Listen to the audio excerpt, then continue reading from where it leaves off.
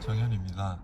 포드 익스플로러 간단한 사용법 알려드리도록 할게요. 차량에 탑승 후 브레이크를 밟고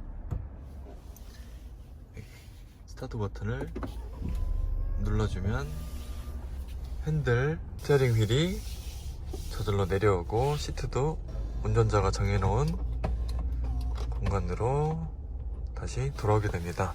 이 기능은 이지 엔트리 기능이라고 화면에 설정, 차량, 간편, 승하차, 시트 조정 이 부분을 이제 꺼두게 되면은 시트와 그리고 핸들 이 두 가지가 자동적으로 움직여서 차 시에 공간을 벌려주고 탑승을 하면은 다시 좁혀주는 그런 기능이 포함되어 있어요.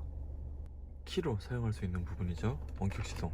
원격 시동 설정은 여기서 조절하시면 되고, 원격 시동 활성화 지금은 꺼져 있었죠. 그리고 활성화 공조 설정 자동으로 하게 되면은 외부 온도에 따라서 실내를 따뜻하게 할 건지 시원하게 할 건지 정해주고, 그리고 마지막 설정 이 부분은 마지막에 에어컨을 켰으면은 에어컨을 켜주고 히터를 켰으면 히터를 켜주고 그런 기능이에요. 그리고 시트 및 휠, 겨울철에는 열선과 시트 열선을 킬 건가 아닐 건가 그렇게 크게 조정하시면 되고, 시간 원격 시동을 켜고 차량에 탑승을 해서 스타트 버튼을 누르지 않을 경우에는 원격 시동이 걸려있던 시간을 설정할 수 있는 곳이죠. 윈도우는 원격 개방만 돼요. 원격 개방 방법은 열린 버튼을 한 번, 두 번 꾹 누르고 있으면은 원격 개방이 돼요. 와이퍼, 코티시 와이핑, 이 와이퍼 작동한 것을 보시면은 이 내용이 어떤 내용인지 알 수 있어요. 워셔를 작동시키고 셋, 여기서 멈추는데 차량이 움직이고 있을 경우에 흘러내려오는 것을 커티시 해준다고 해서 커티시 와이핑이라고 보시면 되고, 비물 감지, 리버스 와이퍼 보시면은 전면 와이퍼가 켜져 있고 차량이 후진 상태일 때 리버스 와이퍼가 자동으로 켜집니다. 파워 리프트 게이트, 스위치를 켰을 때는 자동으로 되는 거고 스위치를 껐을 때는 밖으로 나가서 한번 테스트 한번 해보도록 하겠습니다. 그죠? 자동으로 안 돼요. 수동으로 되셔야 돼요.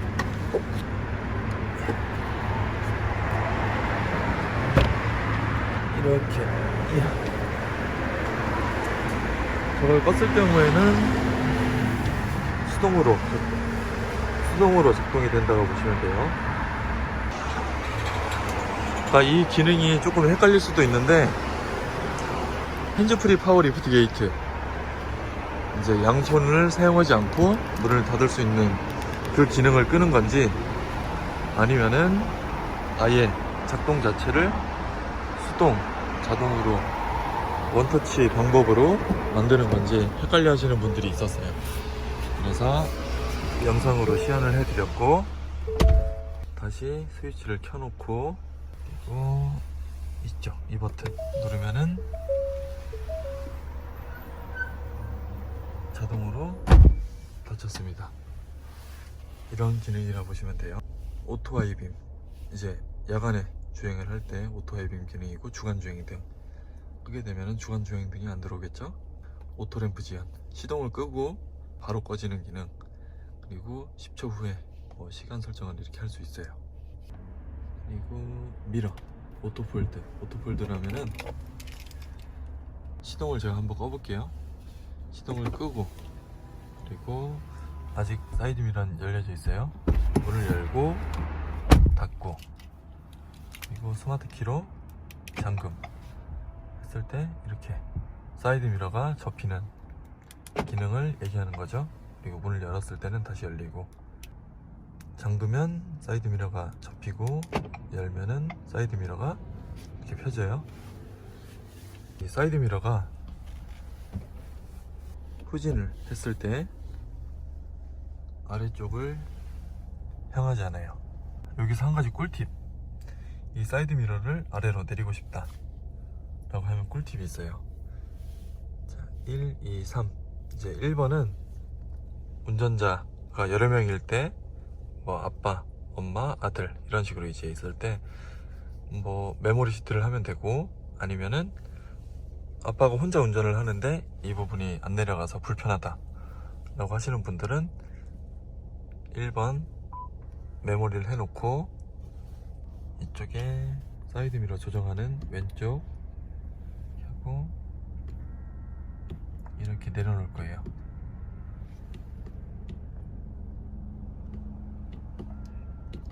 이렇게 지금 내린 상태고, 이 상태에서 3번으로 세팅을 하는 거예요. 그러면은 저장이 됐죠. 이 상태에서 1번 누르면은 아까 저장했던 돌아가고, 후진을 할 때 3번 누르면은 이렇게 볼 수 있죠. 그러니까 이제 주행을 할 때 드라이브 모드에 두고 주행을 하다가 후진을 할 때 밑에를 봐야 된다 라고 하면은 3번을 눌러서 아래로 보게끔 해서 하면은 편하게 할 수 있겠죠. 꿀팁이었습니다. 사이드미러의 꿀팁. 이제 이 카메라에 대해서 감이 안 오시는 분들을 설명을 드려볼게요. 지금 보시면은, 자, 조금 더 붙어 볼게요. 조금 더. 완전히 빨간불이 들어왔어요. 그리고 아직 안 닿을 것 같은데, 네, 이 정도까지만 있어 볼게요. 여기가 이제 차량 끝이고, 이쪽이 이제 벽이에요. 이런 상황일 때 지금 이렇게 경고가 울리는데, 느려서 보면은 얼만큼 간격이 떨어져 있는지 확인시켜 드릴게요.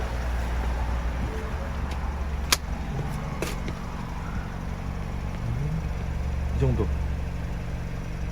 약 5cm 정도 저쪽 끝에 여기서부터 여기까지. 아까 화면에서는 딱 맞닿아 보였는데 7cm 정도 여유가 있는 것 같아요. 이 정도.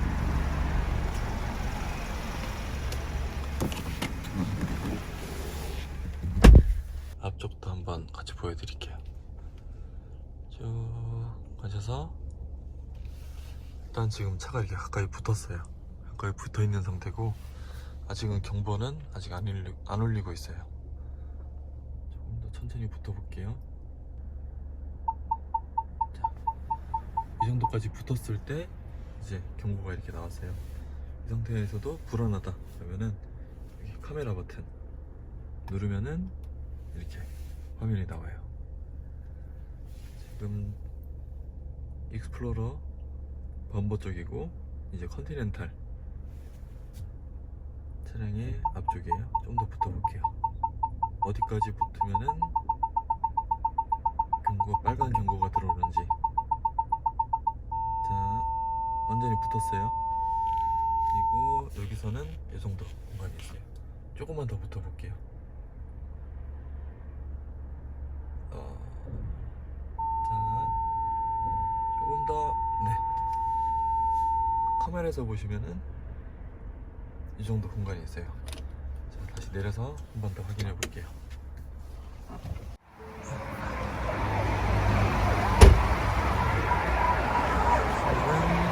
이 정도 공간이 있어요.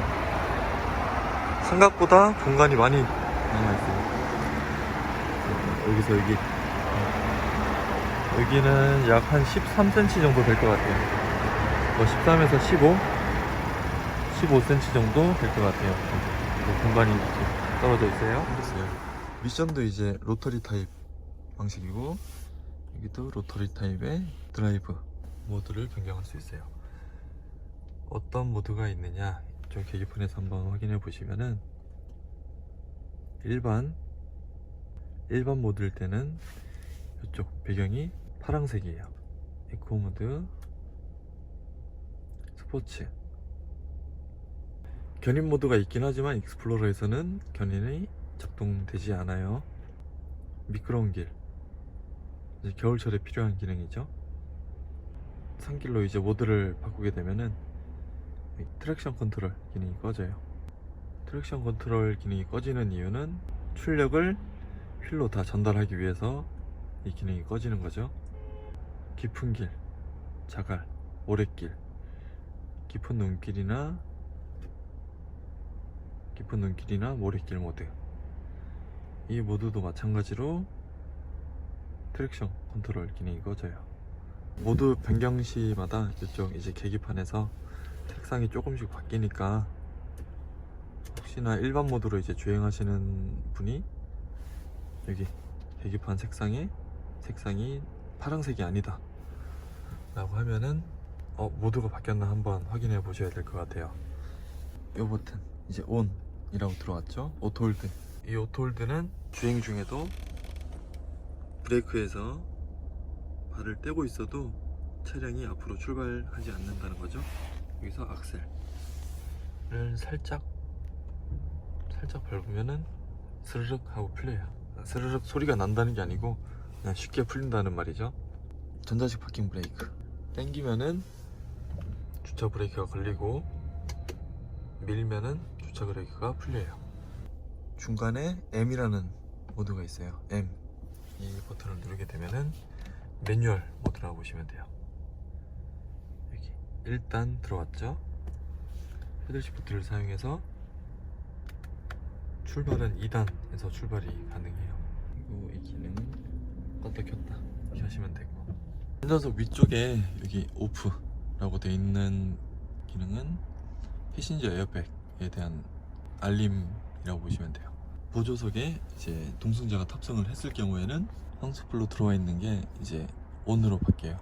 온으로 바뀌었을 때는 이쪽에 에어백이 작동이 된다는 거고, 보조석 무릎 에어백도 다 작동이 된다는 거예요. 그리고 스티어링 휠 왼쪽에 어댑티브 크루즈 컨트롤 사용할 수 있는 버튼이에요. 여기서 어댑티브 크루즈 컨트롤 사용한다, 여기 이 버튼 누르면은 저기 앞에 SET 라고 뜨게 되고, 지금 주행하는 속도가 100km면은 이 상태에서 여기 위쪽으로 올리면은 100km로 세팅이 돼요. 그리고 내리게 되면은 주행하던 속도가 100이면은 속도가 줄어들게 되는 거죠. 올리고 속도를 맞출 수 있고, 그리고 여기 이 버튼 앞차와의 거리를 조정하는 버튼이에요. 자세히 보시면은 변화가 생겨요. 눌러볼게요.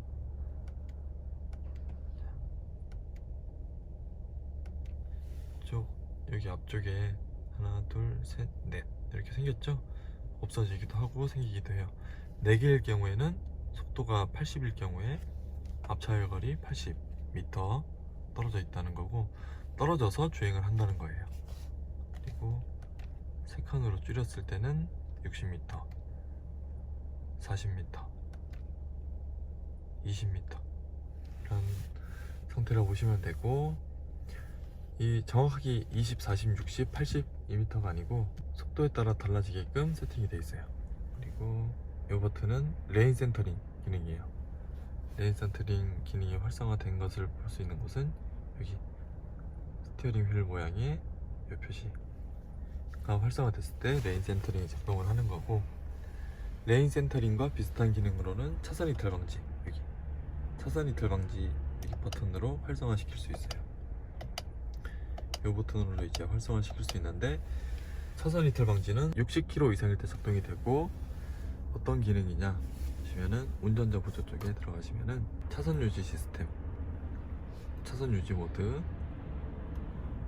경고 및 보조.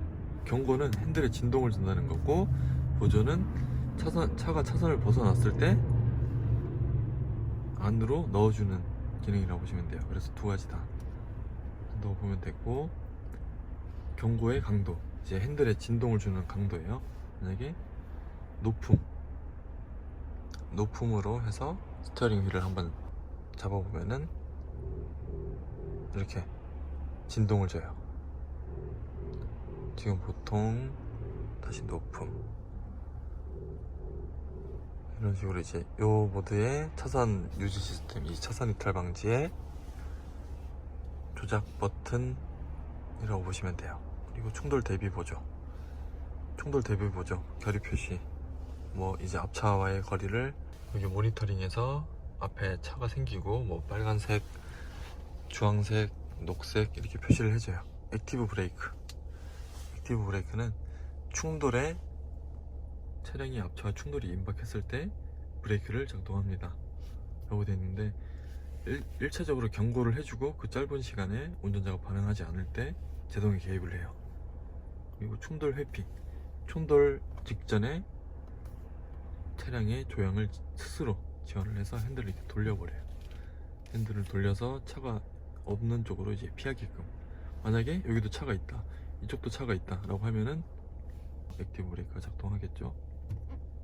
민감도는 높음, 보통, 낮음. 충돌 거의 임박했을 때 이제 센서가 울리고 작동한다는 거고, 보통은 이 정도, 높음은 좀 더 멀리 있을 때도 작동을 한다. 그래서 보통으로 두시면 좋을 것 같아요. 포드 익스플로러 기능 설명을 조금 드렸는데, 추가적으로 더 궁금하신 내용이라든가 차량 구입 문의 이런 부분은 언제든 전화 주십시오. 감사합니다.